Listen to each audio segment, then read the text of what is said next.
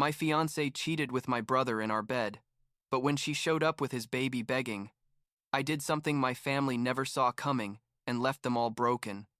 I'm 30 years old, work in financial consulting, and about a year and a half ago, something happened that basically destroyed everything I thought I knew about my family and the people I trusted. You know, those things you see in movies or read on Reddit and think, that sucks for that person, but it would never happen to me. Well, turns out it did happen to me, and there are still days when I wake up and need a few seconds to remember that all of that was real and not some horrible nightmare. I guess I should start at the beginning, or at least where everything started going to shit without me realizing it. It was September 2023. I had just turned 29, had just been promoted to senior manager at my company, and was engaged to Madison, my girlfriend of 4 years. We'd been living together for 2 years in an apartment we'd furnished so carefully. You know, one of those places where when you see it you think, wow, actual adults live here, with plants that don't die and everything. The wedding was planned for November, exactly 2 months away, and I was working like crazy because we wanted to pay for the honeymoon in cash, no debt, because that's how we were. Or, that's how I was, rather, the kind of person who plans everything 3 months in advance and thinks that if you work hard, things just work out. Madison was 27 at the time, worked in marketing for a sportswear company, and honestly, I thought she was the perfect woman for me. She was organized, smart, we laughed at the same things, we had future plans, all that shit a serious relationship is supposed to have. My parents adored her, my friends loved her, and I was so sure she was going to be my wife that I didn't even question anything. I was one of those happily blind idiots, you know what I mean? My brother, Tyler. Well, Tyler was always different from me. He was 27, 3 years younger than me, and if I was the responsible, boring son, he was the charismatic walking disaster. He never finished college, jumped from job to job, always had some amazing project that was going to make him a millionaire, lived in an apartment my mom Carol paid half the rent for, and basically floated through life like consequences were optional. But he was charming. You know, one of those guys who can fuck everything up and still get people to forgive him because they have a nice smile and know how to say exactly what you want to hear. I loved him, obviously. He was my brother, but we weren't close, like I didn't tell him my problems or anything like that. We mostly just saw each other at family gatherings and talked about sports and bullshit. The thing is that in August, like a month before everything exploded, Madison lost her job. The company had massive layoffs and she was out. And I told her not to worry, that with my salary we could manage fine while she looked for something new, to take her time. She was devastated, felt useless, her words, and I thought it would be good for her to do, something to distract herself while sending out resumes. So she enrolled in a pottery class at a studio near home, twice a week, and it seemed to be doing her good. She'd come home talking about the projects she was making, the people she was meeting in class. I was happy to see her better, honestly. What I didn't know, because I'm an idiot apparently, is that Tyler had also started going to that pottery studio. He mentioned it to me once, like, hey, I got into a pottery class, it's cool. And I thought, how random, but whatever. Tyler being Tyler. I didn't connect the dots because why would I? Why would I think that my brother and my fiancé in the same pottery class was the beginning of something horrible? But the truth is, when I think about it now, I don't know if it was coincidence or if one of them already knew the other was going to be there. But at the time, I didn't care enough to ask. After that, Tyler started showing up more often at our apartment. At first, it was normal. He'd stop by to say hi, stay for dinner, we'd watch some game together. But then he started coming when I wasn't there. Like I'd come home from work and Madison would tell me, oh, Tyler stopped by this afternoon. We watched a movie. Or, your brother brought pizza, and we hung out talking. I thought it was nice that they got along, that Madison had company while I worked late almost every day. Looking back, I should have seen it coming. I should have noticed that something didn't add up, but I was so focused on work, on paying for the wedding, on being the perfect fiancé and star employee, that I basically wasn't paying attention to what was happening in my own home. In October, I had to take a business trip to Chicago, 3 days of meetings with an important client. I told Madison I was sorry, that I hated missing those days when the wedding was so close, but it was crucial for my career.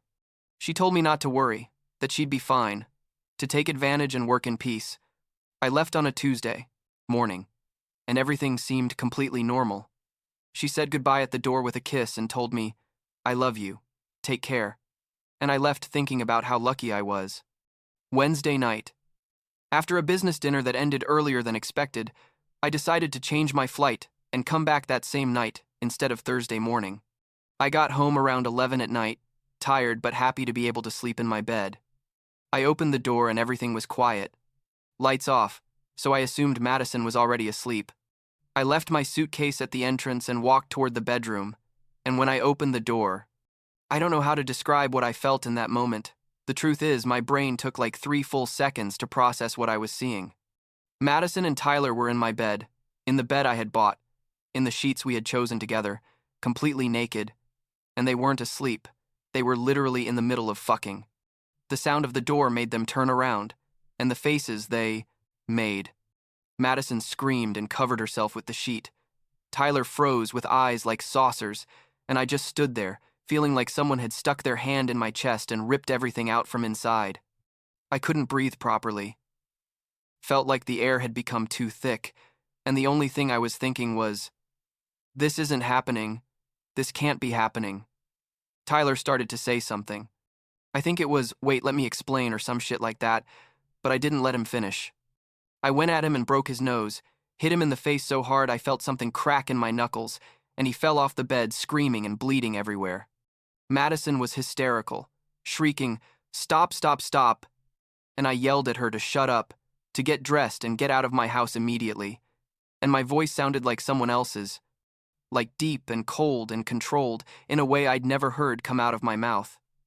Tyler was on the floor trying to cover his face with a pillow, blood running between his fingers, and I grabbed him by the arm and dragged him to the living room, threw his clothes on top of him and told him he had 2 minutes to get out before I called the police. Madison was crying, saying she was so sorry, that she didn't know how it had happened, that she loved me, all that garbage people say when they get caught doing something unforgivable. I told her I didn't want to hear her, that I was disgusted to look at her, to leave, and never come back. I gave her 10 minutes to grab some clothes and her basic stuff, and I stood at the door watching both of them while they got dressed at full speed and left my apartment. Tyler with his face destroyed, and Madison with mascara running all over her face. I closed the door behind them, locked it, and sat on the living room floor, shaking for like an hour. I didn't cry that night. I couldn't. I was in shock, I think, but I also couldn't stay still. So I started ripping all the photos of Madison and me off the walls, putting her clothes in trash bags, throwing away everything that reminded me of her or us. I worked until 6 in the morning, cleaning and destroying.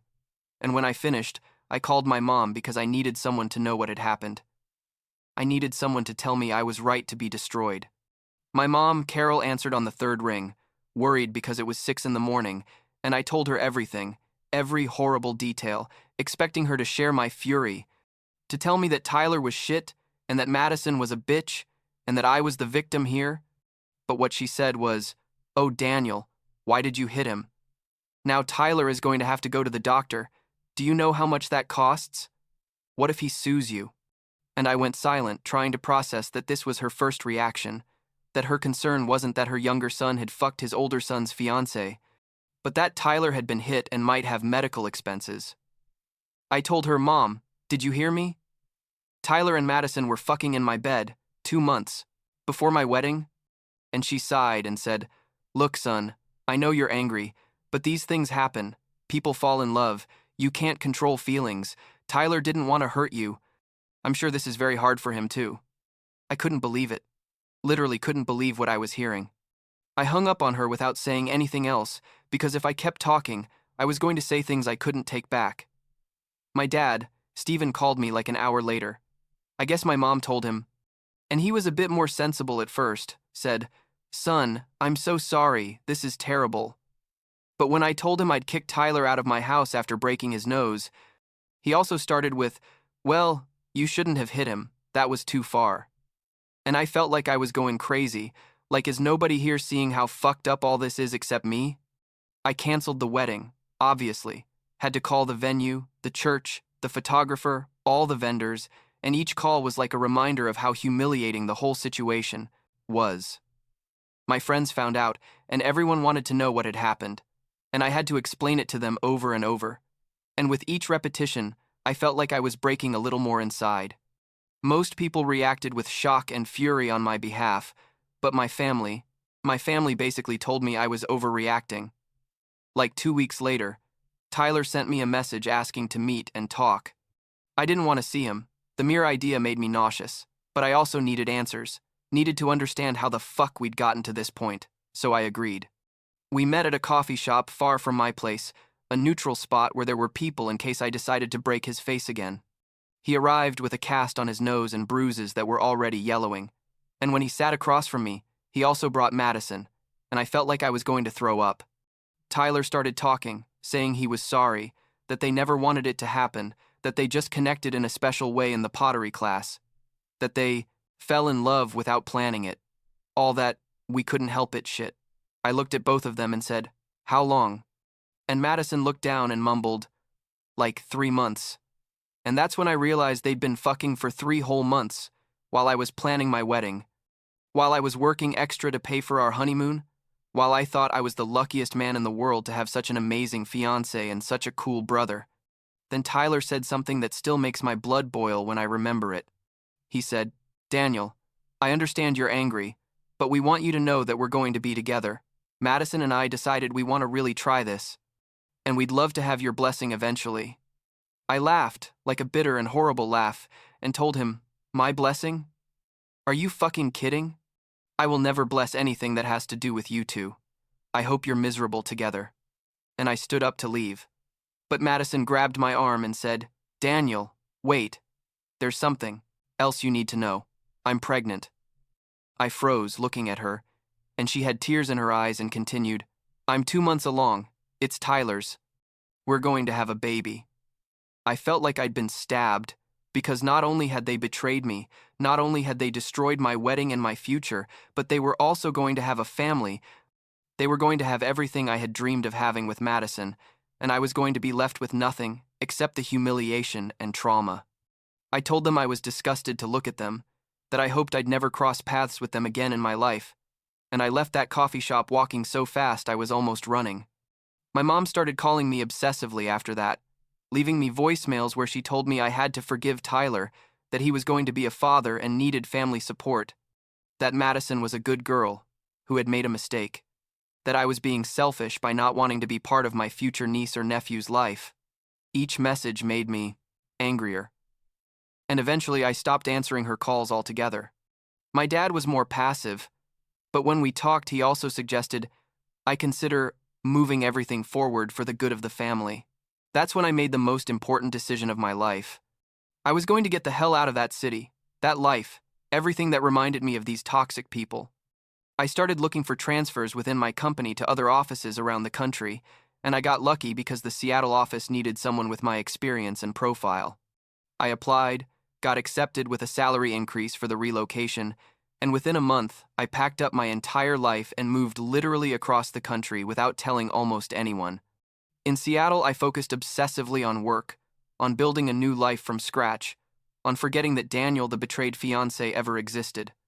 I made new friends who knew nothing about my past, went out with a couple of girls with nothing serious, got a promotion to director of operations, bought a car, a better apartment, basically reinvented myself. I didn't talk to Tyler at all, blocked his number and his social media, and with my parents I kept minimal contact, like a message for their birthdays and, at Christmas, nothing more. And they didn't even know my new address, or many details about my life in Seattle. And that's how I liked it. Like a year went by, and I was in a good place, honestly. Like I wasn't completely happy, but I wasn't destroyed either. I just existed and did my thing and thought I'd finally managed to leave that whole mess behind. And then, one Saturday morning, there was a knock at my door. I opened it, thinking it was some delivery or something, and there was Madison, with a baby in her arms, haggard, with horrible dark circles, greasy hair, and when she saw me, she started crying. I stood there not knowing what to do, looking at this woman who had been my fiancée and who now looked like she hadn't slept in weeks, carrying a baby about 2 years old, who also looked neglected, with dirty clothes and a clearly dirty diaper. Madison started babbling through sobs, saying, "Daniel, I'm so sorry. I didn't know where else to go. Tyler left. He left me alone with Mia 3 months ago. I have no money. They're going to evict me, please. I don't know what to do. And I felt such a strong mix of fury and pity that I didn't know which emotion would win. I asked her how the fuck she'd found my address, and she said she'd called my company pretending to be family and that a receptionist had given her the information, thinking it was an emergency. I told her to come in because I wasn't going to have this conversation in the hallway, and she sat on my couch hugging the baby who wouldn't stop crying. She told me Tyler had been a shit father from the beginning, that he never helped with Mia, that he spent all his time going out with friends and spending what little money they had on bullshit, that they fought all the time, and that eventually he just took off, telling her he wasn't ready to be a father and needed to find himself, or some stupid shit like that. She tried to contact my parents, but Carol told her she couldn't help her financially because she was also helping Tyler with his new apartment, yeah. My mom was helping Tyler after he abandoned his daughter, and my dad basically told her the same thing. Madison had exhausted all her resources, lost her apartment, was living with a friend until that got complicated too, and apparently I was her last option. She looked at me with those desperate eyes and said, "I'm not asking you to forgive me or for us to get back together. I just need help for Mia. She's not to blame for any of this." And she was right, the baby wasn't to blame, but it also wasn't my problem, you know what I mean? That wasn't my daughter. It wasn't my responsibility. And the idea of helping Madison after everything she'd done to me turned my stomach. I told her I was going to give her some money so she could leave, and that after that, I didn't want to hear from her again, and I went to my room to get my wallet. I took out like $500 in cash, went back and gave it to her, and told her that was all she was going to get from me, to look for social services, to look for a job, to do whatever, but not to come looking for me again. Madison took the money, thanked me through tears, and left with the baby crying in her arms.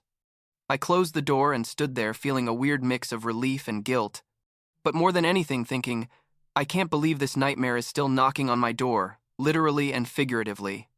I blocked Madison's number too, changed the instructions with the doorman of my building so he wouldn't let anyone asking for me up without notifying me first, and tried to go back to my normal life. But 2 days later, a Tuesday afternoon, there was another knock at my door, and when I looked through the peephole, I almost had a heart attack because it was my mom, Carol. I had no idea how she'd gotten to Seattle or how she'd found my address, but there she was, and I knew she wasn't going to leave until I let her in. I opened the door, and before I could say anything, she came into my apartment like a hurricane, telling me, "Daniel, we need to talk about Madison and the baby. You can't abandon them like this." I told her I hadn't abandoned anyone, that Madison and Tyler made their choices and now had to live with the consequences. And my mom started yelling that that baby was her granddaughter, that Mia carried our blood, that I had family responsibility. I yelled back that Tyler was the father, not me, that if she cared so much about Mia, she could help herself instead of giving Tyler money for his new bachelor pad, and she turned red and said, I didn't understand anything. That Tyler was going through a difficult time and needed space to grow.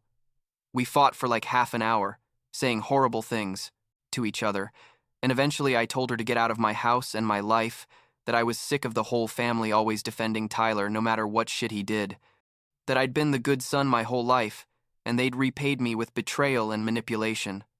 My mom told me I was a heartless, selfish person, that someday I was going to regret turning my back on my family, and she left, slamming the door. That was the last time I talked to her. I cut off contact completely after that, blocked her number, my dad's, everything. But the story didn't end there, because I couldn't stop thinking about what my mom had said about helping Tyler with his new apartment while Madison and his daughter were living in misery.